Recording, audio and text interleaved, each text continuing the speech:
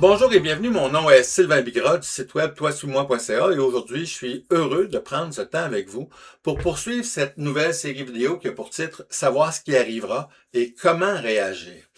Nous allons considérer aujourd'hui le contexte dans lequel les disciples étaient lorsqu'ils ont posé la question à Jésus, au Seigneur, concernant ce qui va arriver avec le temple et également aussi quand aura lieu l'avènement du Seigneur, c'est-à-dire son retour.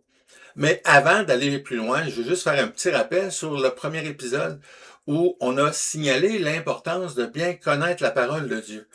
Parce qu'il va y avoir des faux prophètes et si on ne connaît pas bien la parole de Dieu, on va être facilement séduit, trompé par, par un manque de connaissance. Et dans ce temps-là, c'est ce qui est arrivé au Jardin d'Éden. On se rappelle, le serpent avait déformé les paroles de Dieu pour mentir à Adam et Ève pour les faire tomber dans le péché. Donc, bien connaître les Écritures nous protège de fausses croyances apportées par des faux prophètes, des faux Christ et même des faux frères aussi.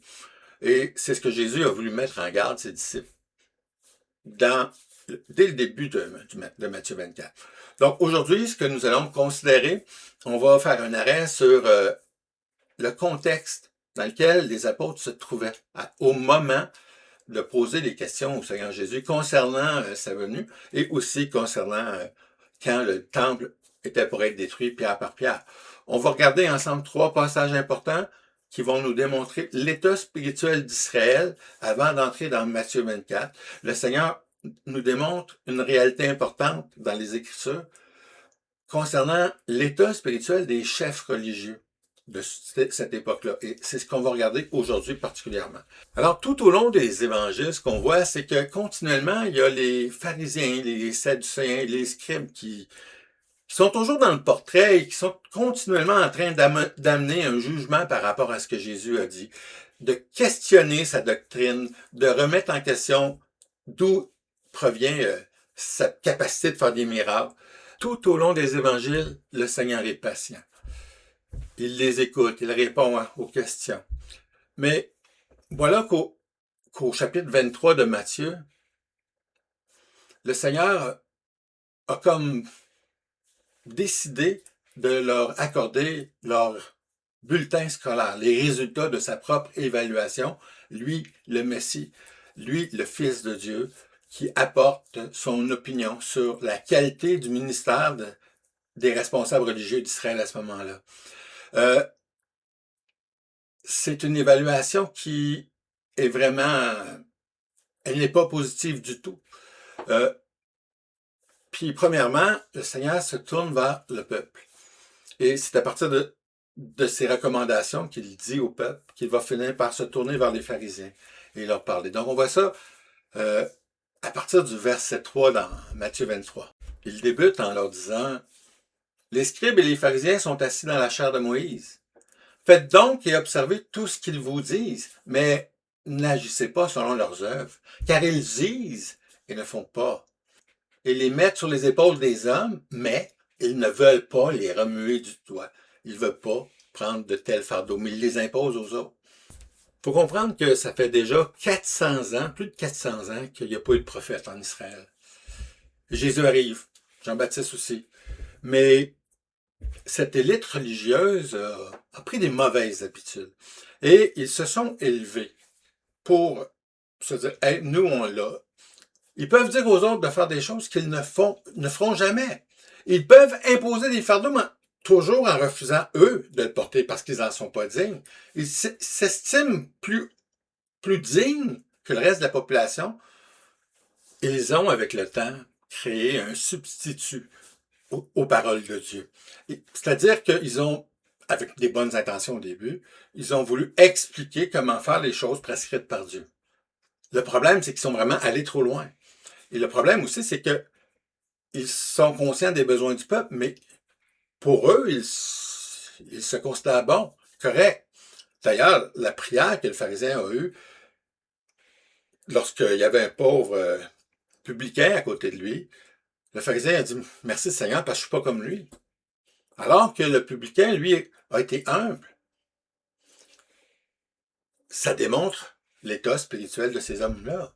Les pharisiens, toute cette équipe, de leaders, eh bien, ils ont une trop haute perception de eux.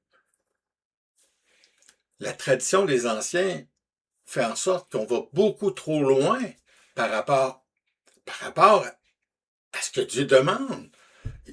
Les gens sont plus que sous la loi. Là. Ils ont été plus loin que ce que Dieu a demandé.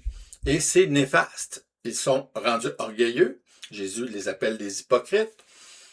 Et pour eux, le peuple, c'est des misérables pratiquement. Ils ont pas, ne veulent pas se souiller. C'est ce qu'ils disent. Déjà, au début du ministère de Jésus, il avait compris ces choses-là à propos de l'élite religieuse des pharisiens.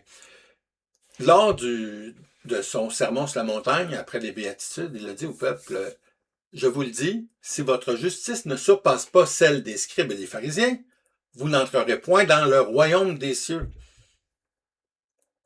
Jésus a compris quelque chose, mais les pharisiens qui passent leur temps à étudier la parole de Dieu et à dire aux autres comment faire, ne se qualifient même pas pour le royaume des cieux.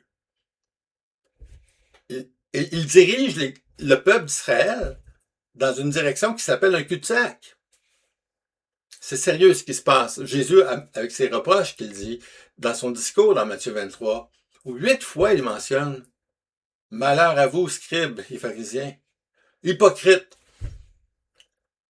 ceux qui s'estiment les bonnes personnes, sont en fait ceux qui n'auront pas part à l'Évangile. » C'est ça le contexte de Matthieu 24. Israël a des chefs qui les dirigent dans la mauvaise direction. Jésus a vraiment compris le problème qu'Israël avait. Déjà, il a fait cette affirmation-là dans le sermon sur la montagne, où est-ce qu'il a démontré l'ignorance de l'élite religieuse.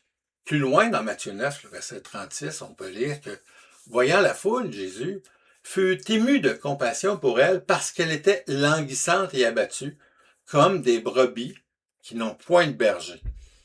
Alors Jésus, lui qui est le souverain pasteur, le bon berger, constate que son peuple n'a pas de berger. Eh bien, c'est facile de regarder l'élite religieuse de cette époque pour constater que leur message ne s'est pas rendu. Même que leur message n'est plus le message de Dieu. C'est une création humaine qu'ils ont. Et ils proclament ça comme étant quelque chose qu'on connaît déjà avec les religions. La vérité, alors que ils utilisent la vérité pour amener le monde à croire des choses qui vont les mettre en valeur, eux. Cette valeur, c'est ça que la religion fait. Et aujourd'hui, on regarde le monde et les chefs religieux, eh bien, n'ont pas encore compris le vrai sens des Écritures. Dieu merci, il y a des hommes de Dieu qui soulignent la vérité. Mais ce qui est triste, c'est quand on voit un peuple qui se confie dans leur pasteur, leur chef religieux, être dirigé complètement loin de l'Évangile, loin du message du salut, loin de la réconciliation avec Dieu. La situation est grave par rapport aux pharisiens et aux scribes. Jésus en ajoute à partir du verset 13 dans Matthieu 23. Jésus commence son discours avec 8 fois « Malheur à vous, scribes et pharisiens, hypocrites ». Il est évident pour Jésus que ceux qui ont la charge pastorale ont un sévère problème parce qu'ils n'ont pas fait la job. Ils n'ont pas fait ce qu'ils devaient faire. Ils ne sont même pas capables, ils ne sont pas en mesure d'aider le peuple parce qu'ils ont peur de se souiller, ils se pensent trop bons. Ceux qui ont le mandat d'enseigner le peuple ont mis justement le peuple de côté. Ils ont mis une grande partie du message biblique de côté. Et puis, ils ont empêché, comme Jésus le dit au verset 13 en Matthieu 23, il a dit « Malheur à vous, scribes et pharisiens hypocrites, parce que vous fermez aux hommes le royaume des cieux. Vous n'y entrez pas vous-même, et vous n'y laissez entrer personne. Vous n'y laissez pas entrer ceux qui veulent entrer. » C'est une affirmation sévère, très, très grave de la part du Seigneur.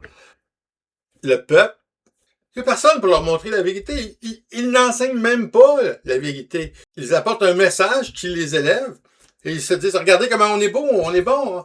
Hein, on va prier au coin de la rue pour que vous nous voyez.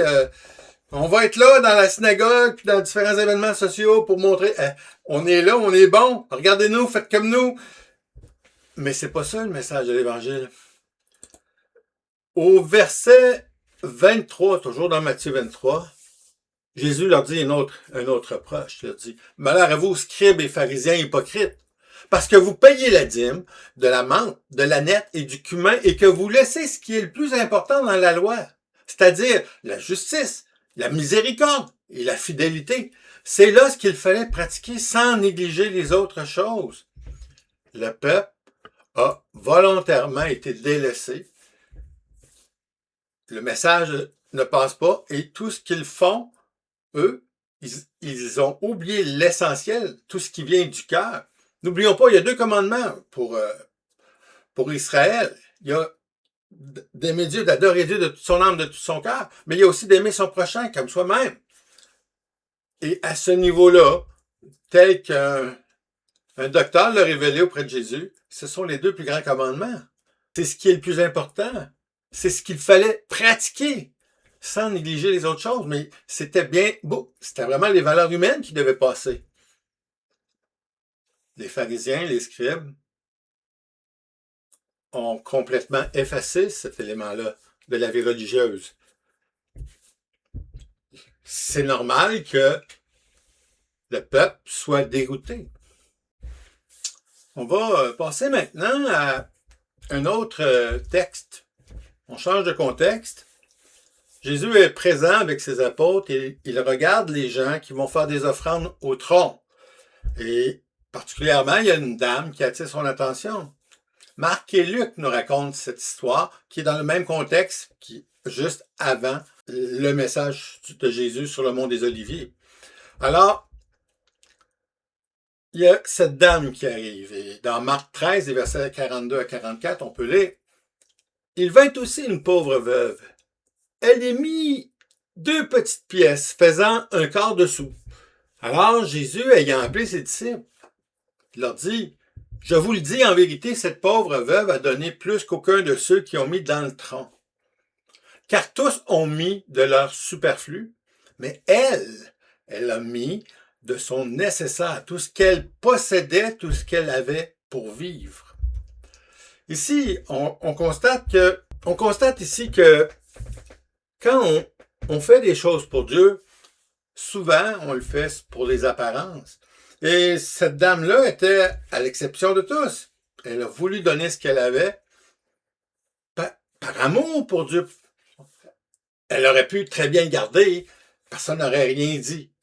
Mais les gens qui étaient avec elle, par contre, ont donné de leur superflu. Eux aussi veulent être vus en train de donner, mais ils ne veulent pas donner beaucoup, beaucoup. Ils veulent donner très peu pour ne pas se priver de rien. Et Dieu regarde au cœur. Dieu nous sonde et est conscient de l'état de notre cœur. Et souvent, on dit des choses, mais notre cœur n'y est pas. Eux, ils donnaient sans que leur cœur y soit. Mais c'est juste pour démontrer que l'attitude des pharisiens, des scribes, eh bien, elle est suivie par des gens qui reprennent leurs actions et agissent en fonction pour bien paraître. Et c'est là le problème d'Israël.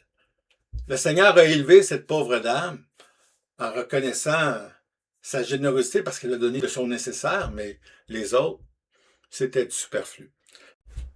Avec tout ce qu'on vient de regarder concernant la situation spirituelle du peuple juif à l'époque du Seigneur, je vous propose un dernier verset, une dernière référence à la fin de Matthieu 23, juste avant le fameux chapitre de 24.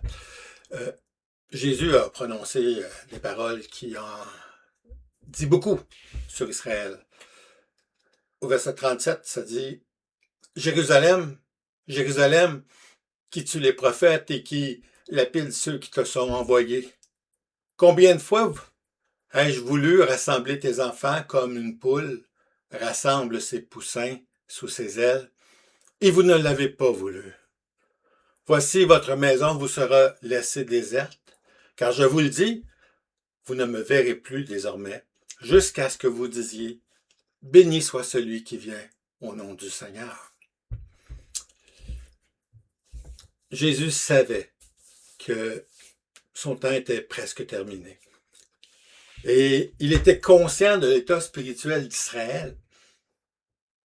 Un peuple sans berger, qui a refusé sa première venue. Lui, le bon berger, Israël a fait son choix. Ils n'ont pas reconnu Jésus comme étant le Messie. Pourtant, il avait toutes les qualités pour le faire. C'était le candidat choisi par Dieu. C'est le Fils de Dieu. L'armée romaine a enlevé pierre sur pierre, comme Jésus l'avait prophétisé. Les pierres du temple, il était défait. Le peuple d'Israël a été, encore une fois, déporté. Et c'est seulement que dans le dernier siècle, ou suite à l'Holocauste qui a eu lieu pendant la Deuxième Guerre mondiale, lorsque l'armée allemande faisait prisonnier tous les Juifs qu'elle trouvait et les amenait dans les camps pour les passer au gaz. Depuis ce temps-là, depuis 1948, il y a eu un retour d'Israël, mais c'est pas encore le temps où le Messie est avec eux. C'est une décision politique qui les a ramenés là, c'est quelques-uns. Et quand le Seigneur va ramener son peuple, là, ça va être tous ceux qui étaient d'origine juive. Mais ce jour-là, quand Christ va revenir, il faut que le peuple d'Israël le reconnaisse et ils vont le faire. Et ils vont dire, comme le Seigneur a dit, « Béni soit celui qui vient au nom du Seigneur. » Mais avant cela, eh bien, il faut que le temps d'Élie se termine, qu'il y ait l'enlèvement. Il faut qu'Israël subisse une partie de la colère de Dieu en étant sur terre. Ils vont être de nouveau attaqués, se repliera dans ses tranchées dans Jérusalem et l'ennemi va commencer à prendre possession de la ville sainte. C'est alors que le Seigneur Jésus va revenir. Il va descendre là où il est monté. Il va redescendre sur le mont des Oliviers. Et la montagne va fendre en deux. Et le peuple va pouvoir se sauver par le chemin que le Seigneur va avoir fait. Mais d'ici là, le temps va être encore difficile pour Israël. Et la table est mise pour qu'on commence à regarder le texte de Matthieu 24 lors de notre prochaine rencontre. D'ici là, que Dieu vous bénisse.